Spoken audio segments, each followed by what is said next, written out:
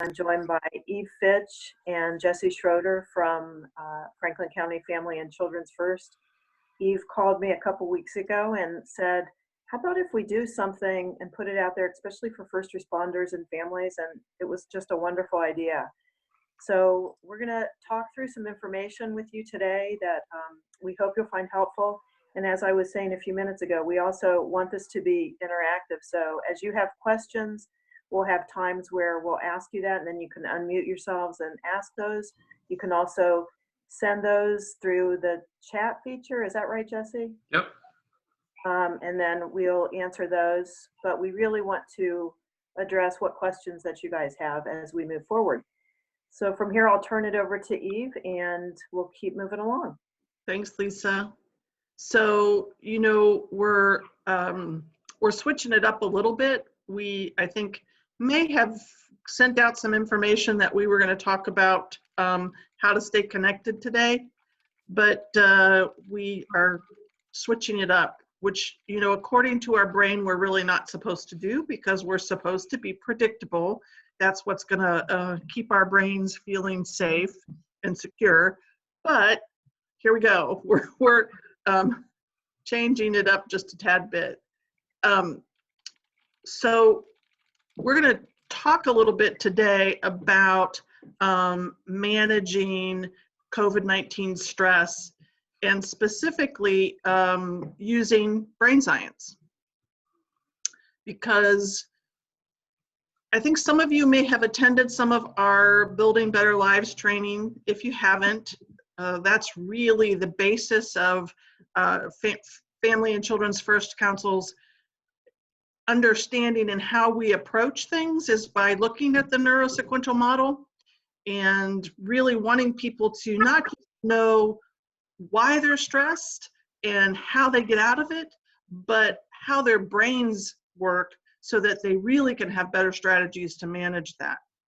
So we're going to talk a little bit today and about what we have identified as some unique stressors for first responders and their families. Now, I don't think this is by any stretch an exhaustive list, so I hope you'll feel free to kind of interject and give some thoughts about this. But so we took a stab at some of the things that we thought would be stressors. You know, a changing workload, you know, I think Lisa and I were talking a little bit about for fire, and I don't know so much for police, but we can look at the runs and you know, they've been reduced. And while that's a great thing, that's also something that's different and changing. And so I think it can create some stress, not only for the first responder, but I know it creates stress for families at home because their workload has changed. Many folks are trying to manage working from home while they help still manage their family through school, through kind of the everyday things that they need to do, and everybody in one household feeling all of this tension and stress. Mm-hmm. Yeah. You know, I think that the fear of exposure is absolutely prevalent. Families fear for their loved ones to be exposed, and first responders, you know, are still, you know, out there working with the public, and so it is a great risk. And we are seeing in, you know, other places that first responders have been hit really hard with this virus. So it certainly is applicable, present, probably ever present. Let me weigh in here for a minute also, Yeah. if I might say to you all that even I don't know, both of us are clinicians and have backgrounds as social workers, and we've worked for a long time with first responders, but we don't walk in your shoes either. And I always want to say that because while we are very familiar with first responders, we might be off base. And so if we are talking about some things that you guys think are not hitting the mark or that you have a different experience with, please say that to us and let us know that. because I don't know how many of you are familiar with our backgrounds that are signing in today. It's another nuance of doing all this online, is knowing who's our audience. Great, thanks, Lisa.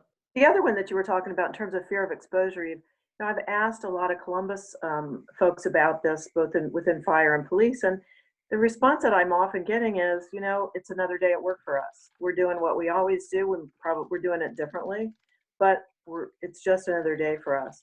So you as first responders may not be having a different experience, but your families might. Or when you come home, that's where the difference is, and that you have to worry about different kinds of exposure that you might have been exposed to now than you did pre-COVID as other factors. Yeah. Yeah, and I think that, again, I really appreciate that we don't walk in your shoes, but I know that on the team that I work with, one of the police officers is not only worried about exposure to family, which I think is always on someone's mind, that there's that potential to their own family, but he always would mention being worried about exposure to the public, that were they doing things that they potentially were putting others at risk. So I think, yeah, it goes a little bit both ways. Yeah. When I talk about emotionally charged work, I think folks are encountering people in the community who are financially stressed, who have lots of issues, that potentially thinking about being homeless, that there is tension in the household. That's just a little bit different. I mean, I know that we potentially walk into a house like that always, but this is almost every house that you would walk into now potentially has that added stress and tension and difficulties, and they are not things that we can readily fix. And I think sometimes that can be pretty difficult. When I talked initially, and we've already talked about fear of infecting your own family, but the other piece is that for all of us, that we have no idea how long this will last.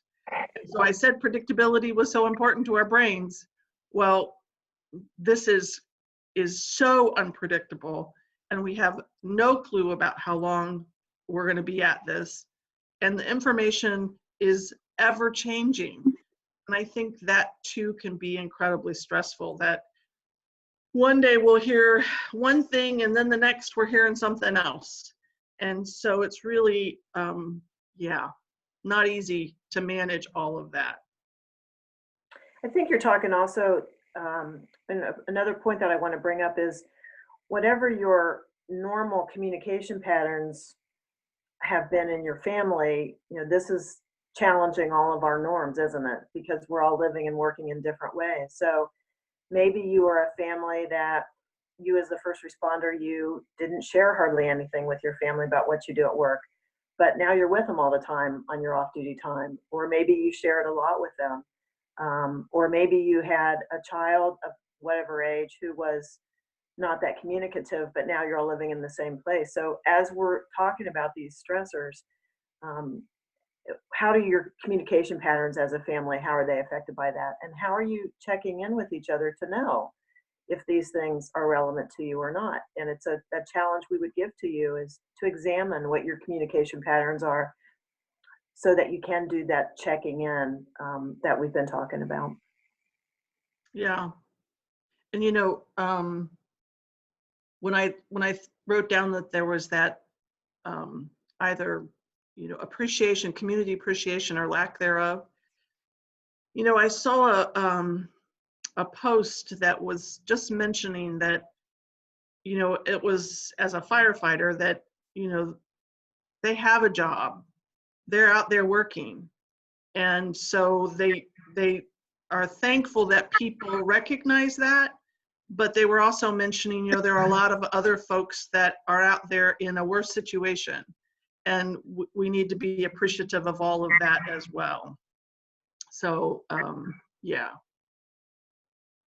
that moral injury, I've heard a couple of people talk about that, and I think in particular for first responders, it's sometimes about making some tough decisions that we might not have had to make otherwise. And it is about that piece of seeing people really in desperate need and in incredibly difficult situations without having good resources to help them. Yeah. Anything you want to add to that, Jesse? No, I think, like you said, these are stressors that are unique, that, it's sort of one of these kind of interesting phrases that people are saying, we're all in this together, which is true, but we're in it in different ways. And the recognition that this crisis is hitting different families and different individuals in different ways for a variety of reasons. So, these are just some of the things that I know that you and I were thinking about, and that folks probably are resonating with. I think Lisa was sort of curious about, who we're connecting with. So we didn't do this last time we were here, but we can kind of just take a quick poll if we want. I can kind of throw this out to folks to see, are you a first responder? Is your family member a first responder? Maybe it's you and your family member. Or maybe neither, and that can just kind of give us a sense, kind of folks that we're talking with here. So you can just kind of easily select on there, and then I'll share out the results with folks, because, I think our hope is that we're talking about something that will resonate specifically with you. And like, Eve and Lisa say, we might have a little bit of insight, but we're not walking in your shoes, or doing those runs that you are from that standpoint. So we're going to talk about the stressors. We're going to talk about some of the signs and symptoms.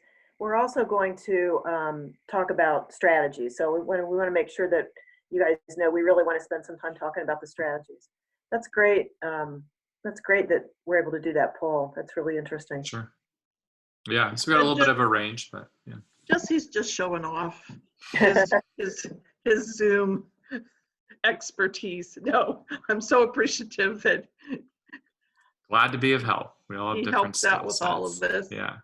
So, so does anybody have comments, or what have we missed? Because we don't walk in your shoes, so I know that there's lots of things out there that are unique, that you might be experiencing. I'll just say real quick, Lisa, you're exactly right. A lot of the things on the list I think are accurate. Just speaking for maybe the members that I have contact with, I think early on there was a lot of big stress, like everything that was on that list. We didn't know what the run was going to be. We didn't know how our day-to-day was going to be. We didn't know how to even put the PPE on and what we should wear, when we should wear it, when shouldn't we wear it. We didn't know what home was going to be like. We didn't know. We were really worried about if we were quarantined, where was that going to be? A hotel, a basement of a station. So early on, I feel like a lot of stress. And as we sit today, late in May, I really feel like, and first responders are so resilient, and I know, Lisa, you'll talk about it, is we just need a second to figure it all out. And at the beginning, we were getting fed so much information from national level, state level, local level, and we just needed time to process that information. Whereas now I feel like we're in a pretty good spot. And I think, like Lisa, you said, is what you're hearing from first responders is it's just another day. And it is just another day. I think we've probably all have been complacent a little bit in our careers. And now we know the very basic thing that we learned from day one about personal protective equipment and how important that is it is important, and we're seeing the ramifications of maybe being a little bit complacent. And but I think we're in a good spot, but we don't need to enter back into complacency. And I don't mean that in any negative sense. It's just we're doing things differently. Yeah. Thank you so I much. think, Amen. Appreciate that. yeah, I think I really appreciate that last sentence. We're just figuring out how to do things differently, and I think that's where everyone is at. We're all learning a new way to kind of maneuver, and it's getting easier, but yet sometimes harder, I think, because again, we don't know how long this new way of doing things will be lasting. I go ahead. No. I also appreciate what he said about, let's recognize that first responders have great coping mechanisms. You guys do. You have great resiliency. You have great ability to have that kind of be Teflon coated and not let things get to you. And then recognize that when things do get to you, sometimes I think families have that same, first responder families have that same resiliency, but then sometimes there's a disconnect where you guys as first responders, things don't really get to you, but things are getting to your family a lot. So your tolerance for that is not great. And what impact does that have on communication then? Means maybe we're not being as effective listeners, we're not connecting with our families as well when we feel like they're being too whiny or too needy. When it's stuff that you guys as first responders just kind of deal with. And vice versa, family members that are listening in, I want to speak to you as well, that disconnect, you might be feeling that as well. So I know I keep talking, I feel led to talk a lot about communication right now, but it's so important with this new normal that we're living in. Yeah, absolutely. Anyone else? Hey, this is Melinda, and can you hear me? Yeah, Yes. Hey, hey, Lisa. Anyway, one of the things that I think kind of is been different is the fact that summertime, I'm home with work and the kids are home, and they're coming back in from 24 on, and they're used to being able to kind of have the house to themselves, and now all of a sudden we're home for that 48 hours when they're home, and it definitely can disrupt the cycles and whatnot. Yeah. Good point. Thank you. Yeah.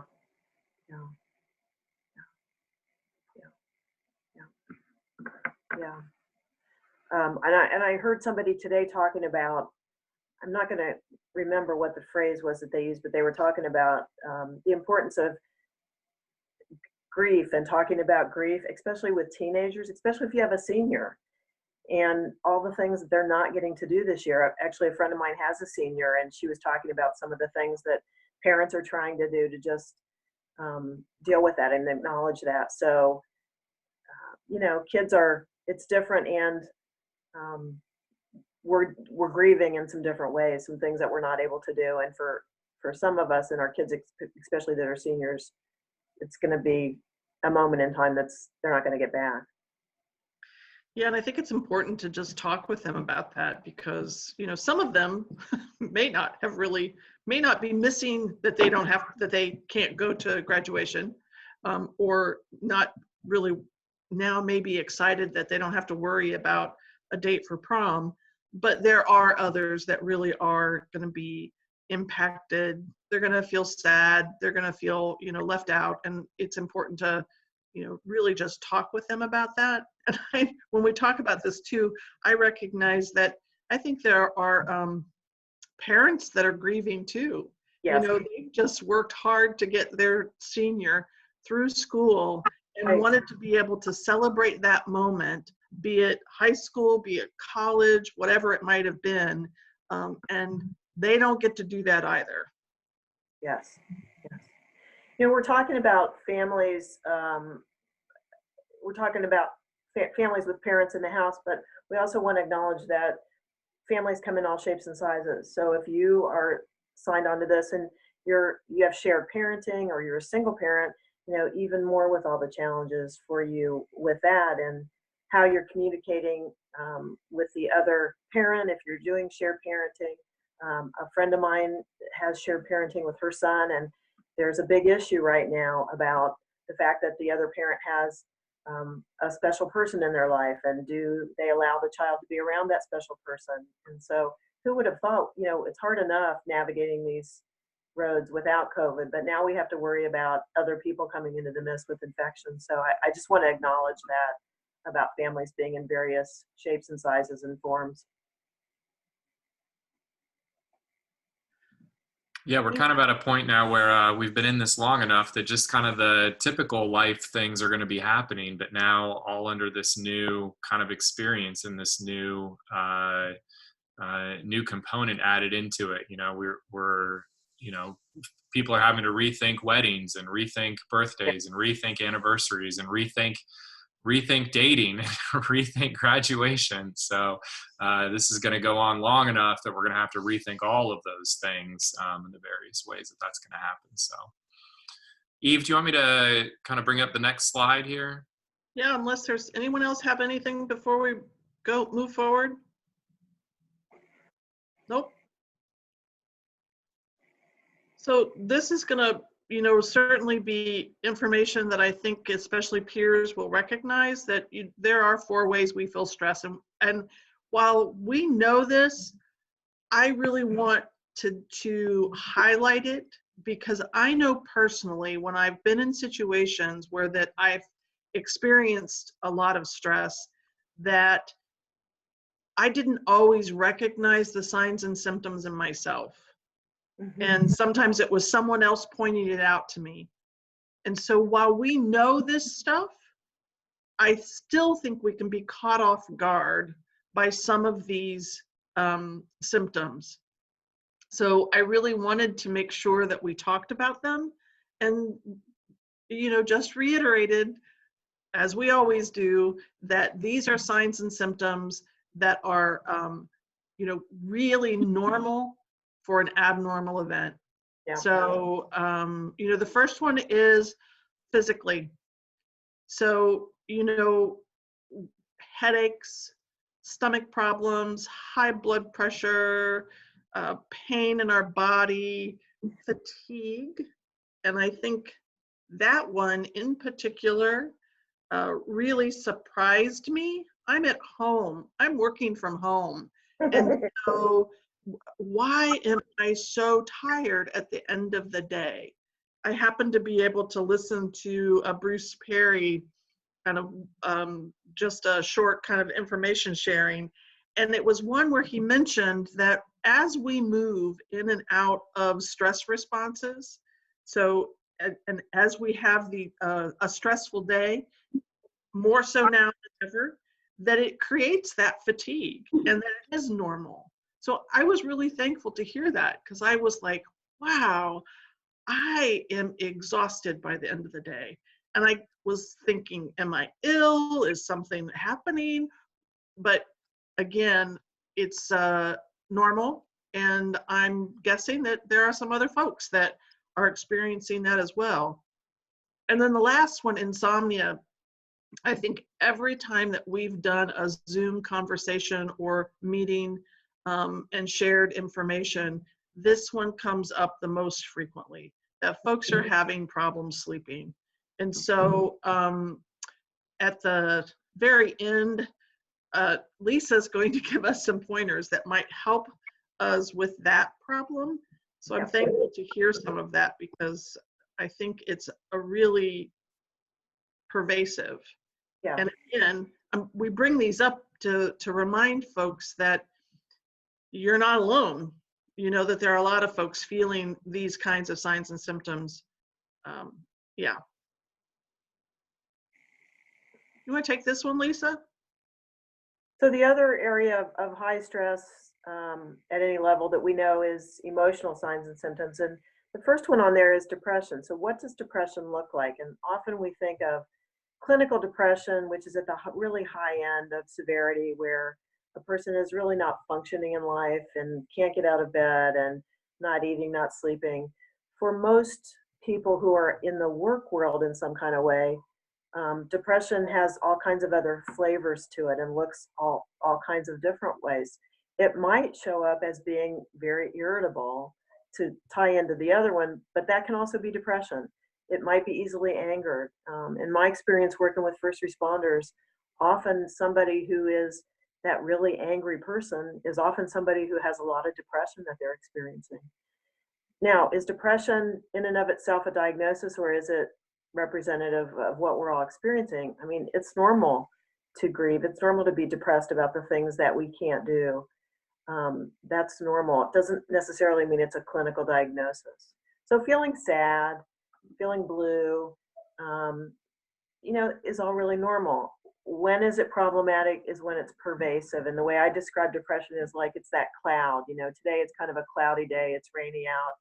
And maybe tomorrow it looks a little differently. But if I'm experiencing true clinical depression, that cloud just gets thicker and deeper. And I feel like that cloud is following me around all the time.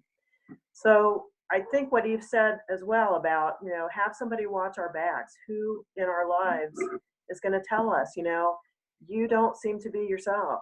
Even with everything that's going on, I'm concerned about you. And my challenge that I say often is have somebody in your life that you've given permission to keep you in check, so that when they see these things, because we don't often recognize them in ourselves, they'll be able to have that kind conversation, but maybe really to the point about, I'm really concerned about you and this is what I'm seeing. The next one on there is anxiety. And, if you just Google COVID stress, this is like at the top of the list everywhere. So what are we going to say new about anxiety? I don't know. But I'll tell you a couple things that I do know about it. Same thing I tell you about depression. It doesn't mean it's a clinical diagnosis if you feel anxious at times. I would say if you don't feel anxious at times, you're not a living, breathing, walking around body. It's normal, and we all are feeling some level of anxiousness. How do we manage that? I think it's also problematic for folks who have pre-existing diagnosed depression or anxiety prior to this. And, I've talked to some folks that this was a struggle for them before this. And so now it's really a struggle. We don't have our normal social mechanisms. Everybody's gone, counselors have all gone to telemental health, and most people are available to do that. Some people just really don't like that, and it's different. It is available. I would say that to you. So depression and anxiety, we're going to talk some more about some ways, some strategies to manage those. Just recognize that those are there. Irritability, I talked about, and I'll be honest with you, true confession, that's one I've had to really watch lately. And what I've said to my family and my friends is, I don't think I can even start complaining about the first thing, because I feel like the whole floodgates are going to open about all the things that I'm irritable about. So I have some ways that I manage that, and I'll talk to you a little bit about that. And I do have somebody in my life, primarily my husband, that will just give me that look. And after 30 some years, that look means go to your yoga room and go do some yoga, go do some meditating, go watch something, go do a puzzle. But irritability for me is the thing that's high on the list that I got to watch for. Compulsive behaviors. Again, everybody has behaviors that are go-to behaviors when we're under high stress. Some people tend towards more compulsive behaviors than others. So if you're a person who has addictive disorder, if you have someone in your family who has addictive disorder, this is a really challenging time for that. 12-step meetings aren't happening face-to-face. They are happening virtually. There are those supports, but it's challenging.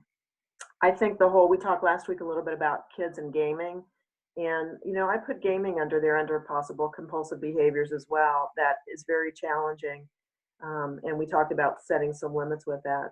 Mood swings, pick your mood, pick your day, pick your time, right? It's the whole gamut that we're all going through. So recognizing that in ourselves, but also recognizing it in our family members. And especially, Melinda talked about with teenagers being in the house, and that those mood swings are there. And yeah, Hey, Lisa, I'm curious what you would say about something, I have been kind of thinking about, like I kind of said, we've been in this long enough that life is happening. And so I've certainly had, moments or in conversation with my spouse around, man, this was a really hard work day, or, another person on her team is just saying, I don't know if I can do this job anymore. And we've been kind of trying to figure out, well, when is this because it's a COVID-19 difficult work day, and when is it a tough work day, and she's an educator. And so they're kind of in that season right now where, jobs change up a little bit and that happens. And I don't know if you have any insight on, I can certainly imagine for folks that are in the first responder world, man, this was another really hard work day. Is it a COVID-19 tough work day? They're not all going to be like this. It's not the time to make a switch right now, because this isn't going to be like this forever. Or, hey, there are some things that need to change fundamentally. Does that question kind of make sense? Boy, Jesse, when do you make big changes? I think never make a big change when we're under a lot of stress or when we have high. But I'm also, and again, this is not original because everybody's saying this. It's about being present in the moment and just getting through the moment. I have control over that. I have control over how I manage my discomfort, my moodiness, my irritability, whatever, right now. The other thing I would say is that, one of the pieces of anxiety that really spikes anxiety is being future oriented. That'll just set our worries off, our anxiousness. But bringing that back and going, okay, let me just look at today and what's in front of me today or this hour is really, really helpful. And you'll see that out there everywhere. And we're going to do a little mindful activity at the end about staying present focused. What can I do about that right now? Kind of clears our brains out, clears the air. Then when we can clear the air, we can get a better perspective on, is this really the whole job situation that is just not a good fit for me, or is it really related to the here and now? Yep. So that's what I would say to you about the emotional signs and symptoms. Do you want to keep going there, Eve, on what are we next, behavioral? Sure. I want to mention that I think it's really important for any of these that we have so little that we feel like we can control right now. So when Lisa talked about, just being in the moment, it's picking those things that we can control, take control of, and do something about, and really focusing on that, because that can help us immensely. There's so much that we are not in control of. But like Lisa said, we are in control if we are irritable or we're being ouchy, which I would agree is one of the things that typically is a sign for me as well, is that I get really irritable. And so, yeah. So, some of the behavioral signs and symptoms, changes in appetite. And so I don't know how many of you have been through our Building Better Lives training, but one of the things that we talk about is being in a stress response. And right now, many of us are living kind of in and out of an alarm stress response. And in that stress response, the thing that is rewarding for us are salty, fatty, sweet foods. And I know that there are incredible numbers of posts on social media about my nephew's joke about the COVID 20, meaning 20 pounds that they're putting on because they're eating. So I think that it's certainly something to watch for, because then we can intentionally do something different. If we're aware that, what, I'm feeling stressed, I'm feeling kind of in this alarm state, let me reach for something a little healthier than that bag of chips or whatnot. So it's everywhere, and it's so prevalent on social media. We know that people are really impacted by kind of that tendency to just grab something that's, again, salty, fatty, sweet.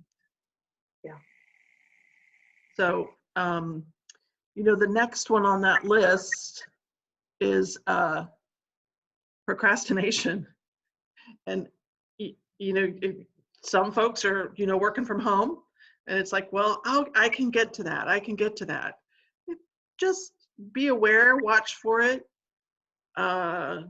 Increased use of substances. Another thing that's posted on the social media everywhere, and Lisa talked about that, but you know, the reaching for the alcohol has been a big one that's on social media. It's just to be thoughtful and aware, and just to be cautious, especially if there is that kind of tendency to overuse. We want to make sure that we're careful about that. Certainly. Watching for the children too. Do you want to talk for a minute just to review? We talked about that last week about watching these signs, especially in small children, since they can't really verbalize. Yeah, absolutely. And all of these are applicable to children. And you know, one of the things that I think with children that I think we mentioned last time, and things are kind of blurring together. That happens too. That's Yes. one of those signs and symptoms. You know, like I completely forgot what day it was yesterday, and completely, and missed a meeting that I was supposed to be at in the morning. And I got the text, and it was like, "Are you joining?" I was like, "Oh my gosh, what day is it? It's Wednesday." So I think we're all experiencing those things. But you know, it's a reminder that children will regress behaviorally. So when they are stressed, they will go back to a developmental stage that they've already moved out of. And it can be incredibly frustrating for a parent. But you know, an example might be that they start thumb sucking again that they had given up. But the important thing is to manage the behavior as you would for that developmental stage, not for their chronological age, but for their developmental stage, what they are showing you developmentally. And that's how you should respond to them. Yeah. So That's true for teenagers also. Do they regress also? certainly. Some people, so again, I think I mentioned this is my favorite population to work with, so I'm not speaking derogatory of adolescents, but you know, some people would say that they regress maybe twice in an hour. Yeah. Because they have some pretty fast mood swings. Keep you on your toes, huh? That they do, and I think, you know,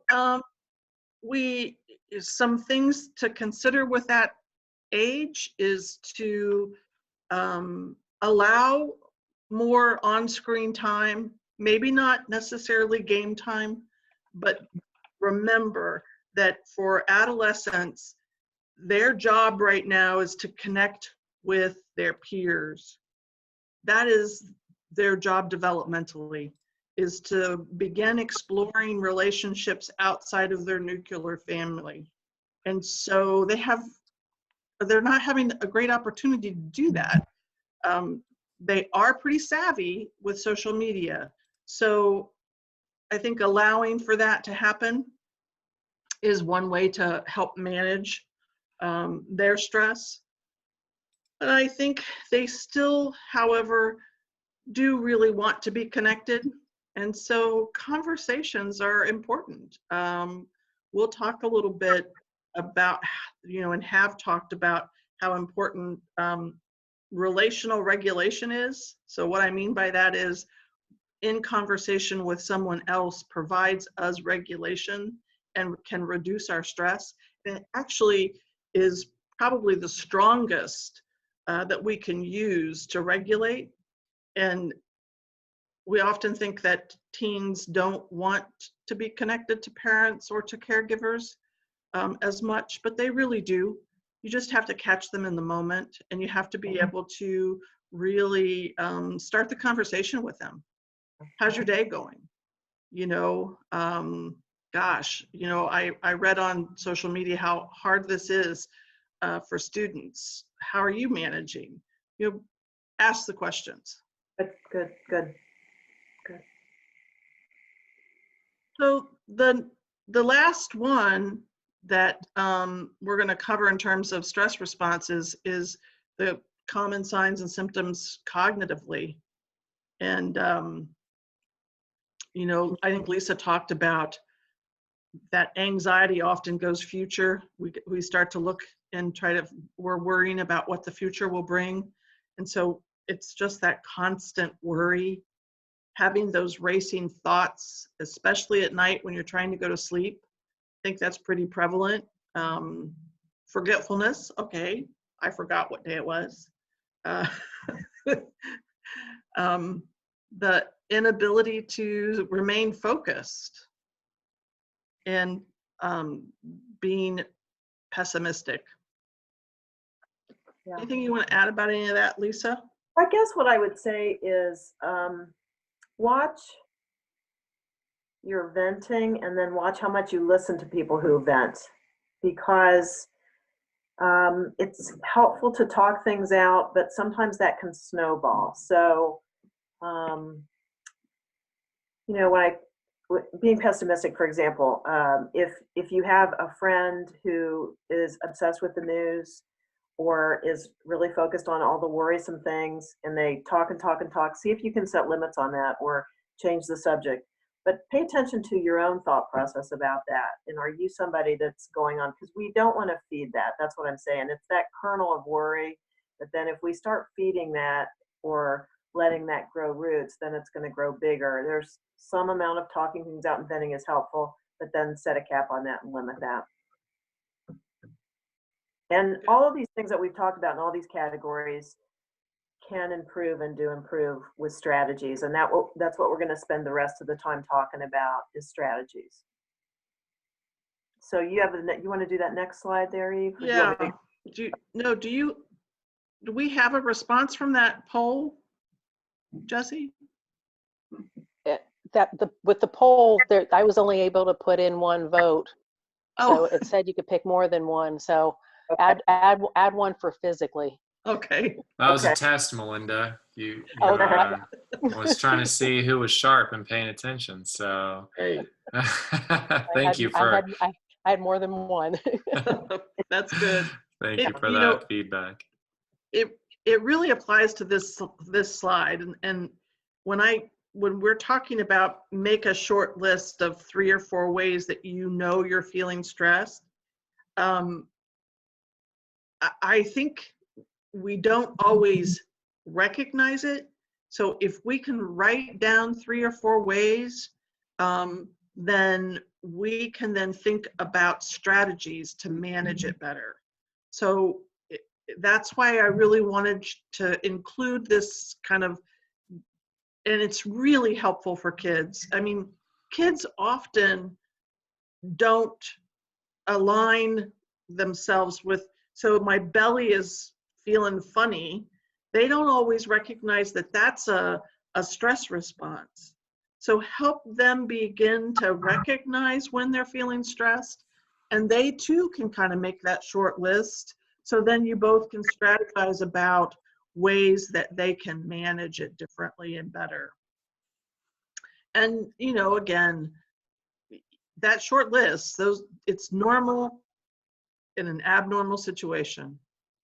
So, and no judgment, because sometimes first responders, especially, you guys are so hard on yourselves and you expect yourselves to be perfect because your goal is so high, which is great when you're on scene, but no judgment about this. So even if it's something that you feel is a really stupid reason that you feel stressed, there is great power in just getting it out of yourself, writing it down, and then you can either cross it out off the list, you can do something about it, you can think of things you know to attack it with.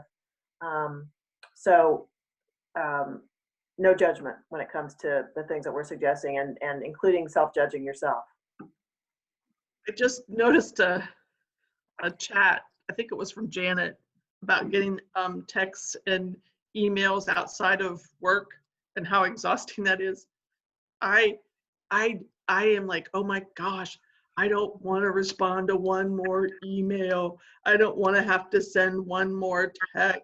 I am so exhausted by this. I mean, I am by far, want to talk with people. I don't want to communicate via email and text and all of these other ways that we have to communicate. Yeah, I'm totally with you on that. So it is creating a lot of stress.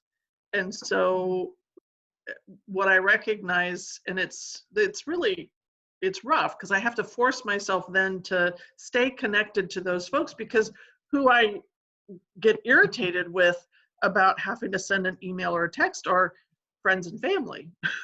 Because, I do it all day during work. I'm like, that's the last thing I want to do at the end of the day, is to then communicate via email or text or messenger or whatever it might be with one other person. So I get it. Definitely is a huge one for me. So let's switch the slides up for a minute. Let's go to the mindful techniques, and then we'll come back to 3 ways to regulate. Is that okay, Eve? Oh, absolutely. Absolutely. Okay. So I want to spend a couple minutes with y'all, and I thought of, wanted to give you some concrete things. As we talked about, if you look up anxiety, dealing with COVID stress, all that, you're going to see mindfulness is at the top of the charts in terms of helpfulness.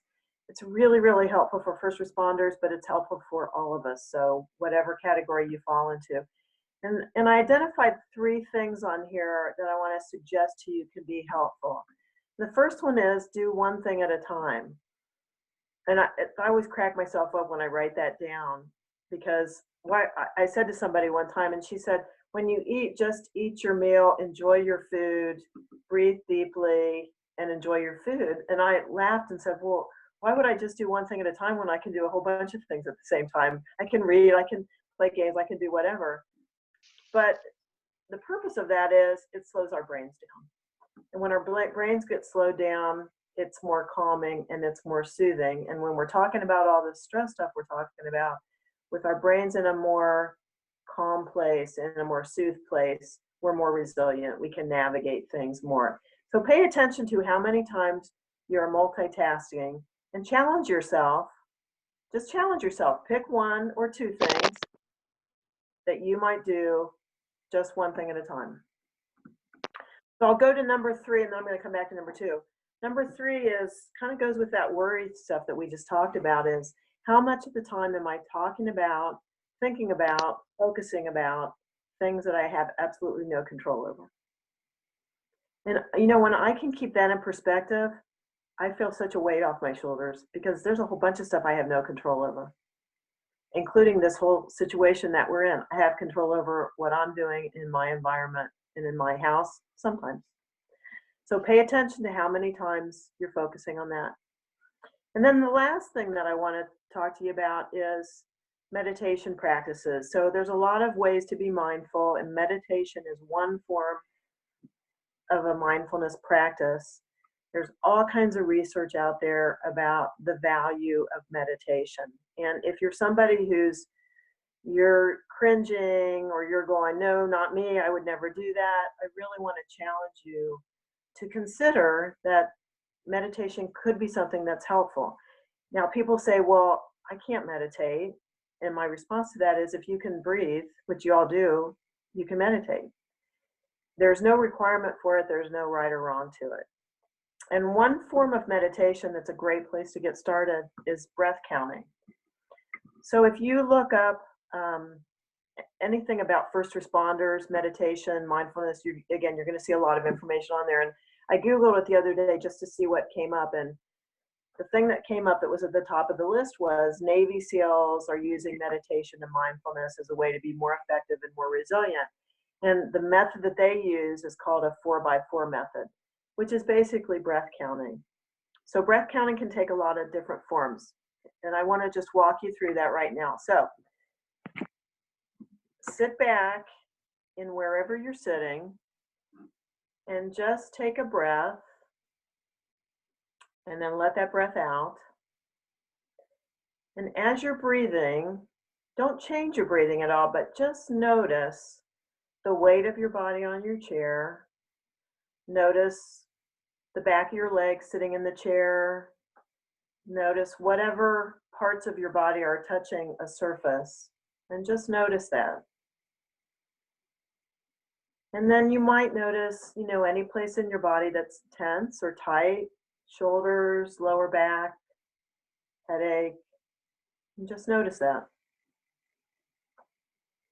And now, with your breathing, breathe in to the count of 2, and then breathe out to the count of 2.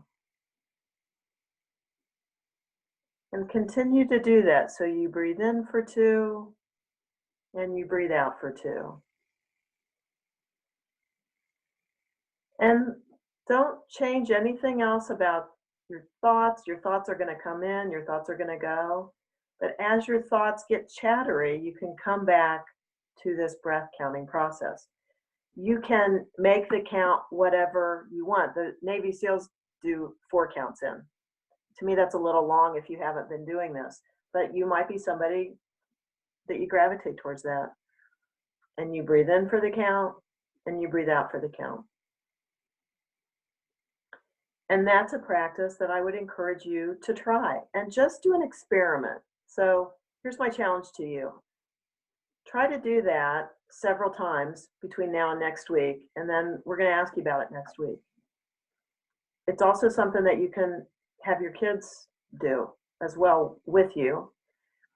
I think another thing about this kind of a meditation practice is it's really helpful to do it attached to something. So for instance, I try to do it before I get out of bed, because once I'm out of bed in the morning, there's all kinds of things that happens and I don't tend to come back to it. I had somebody tell me the other day who was trying to incorporate this. He happens to be a police officer. He's trying to incorporate this into his life more, but having a hard time being disciplined about it. And I said, well, what do you do in the mornings? He said, well, I make coffee every morning and then I just stand there while it's brewing. And he said, maybe that's when I could do it. I said, that's great. So it doesn't have to be for any amount of time, but try it for a couple of minutes. But any amount of time is okay. The more often you do this, the more frequently you do this, the more that becomes your muscle memory and the more benefit that you will get. So the research shows, and there's all kinds of research on that, this shows that the more you practice this, the more it can become a trait and the more it can change your brain structure. And if you want the research sources on that, send me an email and I'll get that for you. But there's lots of stuff on there and I can talk at length about that. So here's the challenge again, just to recap. Try some of this meditation using the breath practice, couple minutes, once a day. If you want to do it more than that, great. And see what the benefits might be.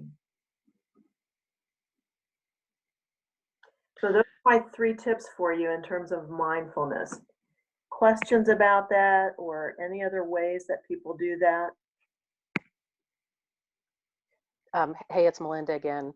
There is an app out there that's free, the Calm app.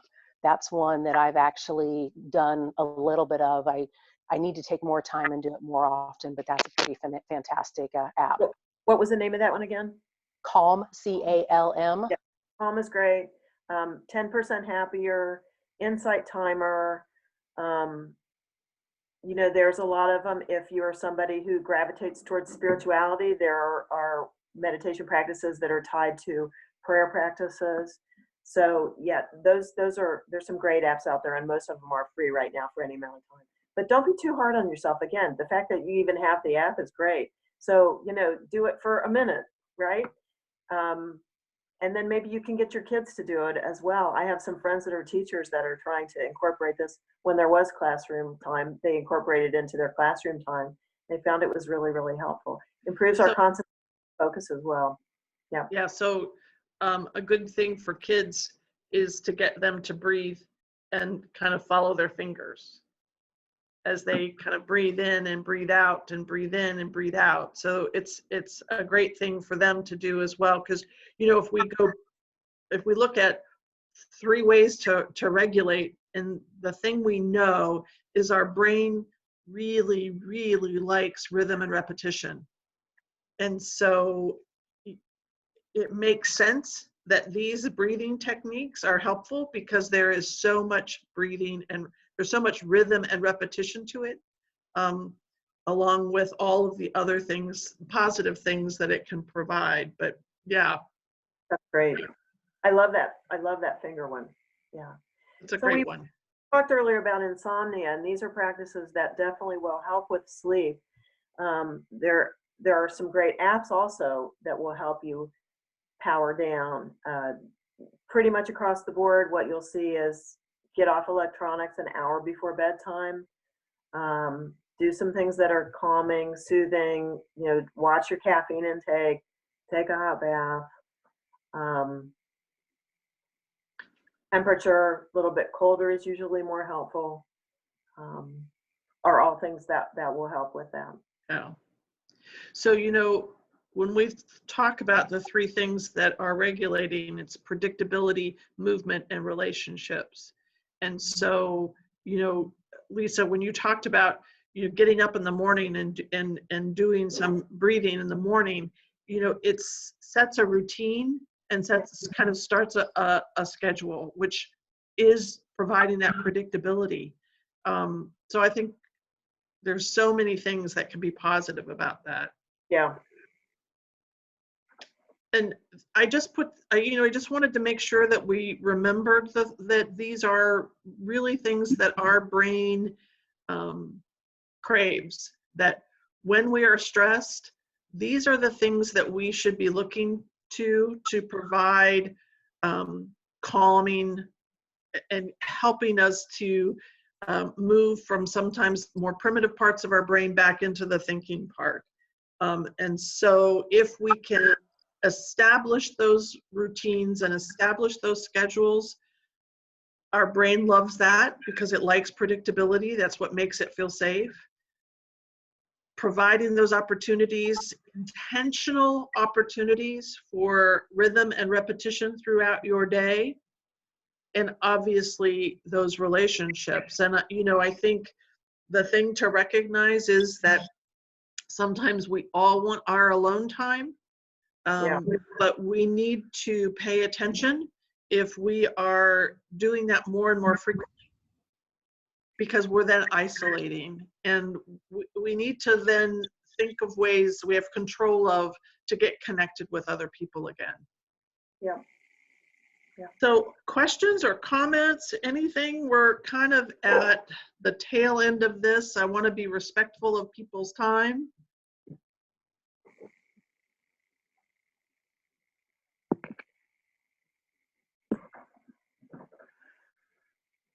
Any last minute thoughts, comments? I love that idea about, practicing that breathing while the coffee's brewing. I just kind of stare at it slowly dripping there. Multitask and use that time. Yeah. Well, and I think just as much as we go for the, sweet, salty, fatty foods, that it's easy to just go for the, one more click on Facebook or Twitter or something, or see one more news headline. And so to kind of intentionally put that down and pay attention to breathing. And Eve, you talked about, getting out of that primitive brain into kind of our thinking brain. And I love those breathing exercises because it's the most simple way to connect those two things together. That breathing is the most fundamental thing that's happening all day long that I'm not thinking about, but I can choose to think about it and control it. And then that's connecting those two parts of my brain and making that a little bit stronger. So the more times I can find places to practice that are going to be worthwhile. Yeah. I know we also talked about, doing one more email, one more text, but we did put up our contact information. Yep. I think we both would love some feedback. We'd like to know if there are topics that you think would be helpful to hear about in more depth, or whatever that might be. So if you get a chance, send us an email, give me a call. Yep. Remember, I like that conversation.